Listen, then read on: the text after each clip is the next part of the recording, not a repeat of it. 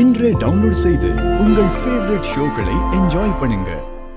நல்லது நடக்கணும்னு நினைச்சாலே போதும் ரேவதி. அதுவே நம்மள கரெக்டா யோசிக்க வைக்கும். நீ பெரிய பிசினஸ் மேன்ல, அதான் எல்லா விஷயத்திலும் தெளிவா முடிவெடுக்கிற. இப்பதான் எல்லாருக்கும் உண்மை தெரிஞ்சு போச்சுல்ல. என்ன சென்னைக்கு கூட்டிட்டு போய் உங்க வீடு ஆபீஸ் எல்லாம் காட்டுறியா? கண்டிப்பா கூட்டிட்டு போறேன். உனக்கு அதெல்லாம் தெரிஞ்சுதானே ஆகணும். உன் மடியில கொஞ்ச நேரம் நான் படுத்துக்கிட்டுமா? உன் மடியில படுத்தா நிம்மதியா ஃபீல் பண்ணுவேன். படுத்துக்கோ.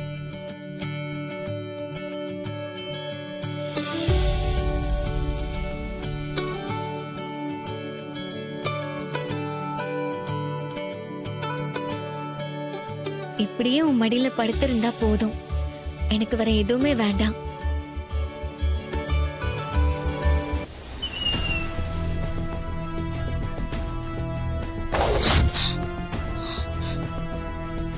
ரேவதி,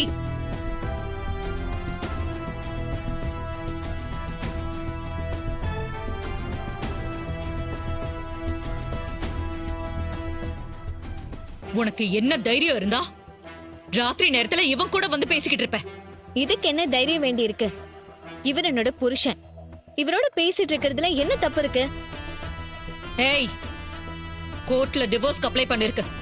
இந்த நேரத்துல நீ இவனோட இருக்கிறது தப்பு இல்லையா? 6 மாசம் கழிச்சு தானே தீர்ப்பு வரப்போகுது. அது வரைக்கும் நாங்க புருஷன் பொண்டாட்டி தானே. ஒன்னா இருந்தா என்ன தப்பு? வர வர நீ ரொம்ப எதிர்த்து பேசுற. அந்த நிலைமைய நீங்க தானே உண்டு பண்ணீங்க.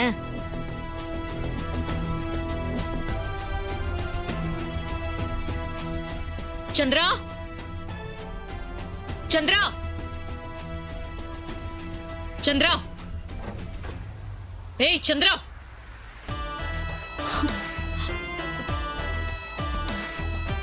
என்னக்கா? ஏய், நீ எங்கடி போயிட்ட? உன்னை பாத்துக்க சொன்னா இதான் நீ பாத்துக்கிற லட்சணமா? நீ எங்க போன? இல்லக்கா, கொஞ்சம் தூக்கம் வர மாதிரி இருந்ததா, அதான் ரூமுக்குள்ள போயிட்டேன். உன்கிட்ட ஒரு விஷயத்தை ஒப்படைக்கிறதே வேஸ்ட். நானே எல்லாத்தையும் பார்க்க வேண்டியதா இருக்கு.